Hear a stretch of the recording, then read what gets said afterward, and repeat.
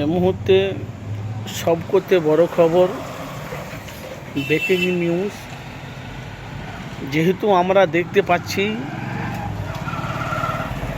যে হালির শহরে প্রাক্তন মুখ্যমন্ত্রী মমতা ব্যানার্জি তৃণমূল কর্মী একজন মারা গেছে, সেখানে দেখতে গিয়েছিল। তারপরে ওনার গাড়িকে লক্ষ্য করে কাদা ছোড়া, ঢিল ছোড়া হয়, জল ছোড়া হয়। তারপরে গতকালকে একটা বিশাল বড় একটা মানে মমতার ওপর আক্রমণে একটা বিশাল বড় একটা শ্যামবাজারে প্রতিবাদ, রাস্তায় প্রতিবাদ সভা জনজোয়ার হচ্ছিল দেখেছি। কিন্তু আমরা দেখতে পাচ্ছি একজন প্রাক্তন মুখ্যমন্ত্রী, যার কোনো বাংলাতে যার কোনো অস্তিত্ব নেই, যার কোনো দাম নেই।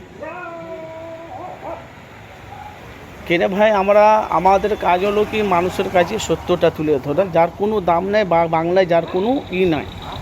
কিন্তু ওনার 80টা এমএলএর মধ্যে 20টা কম বেশি বিজেপিতে চলে গেছে, আর 20টা না কয়টা আছে আপনারা সবই জানেন। কিন্তু ভাই আমরা দেখছি একটা প্রাক্তন মুখ্যমন্ত্রীর পিছনে যে বাংলার এত সংখ্যা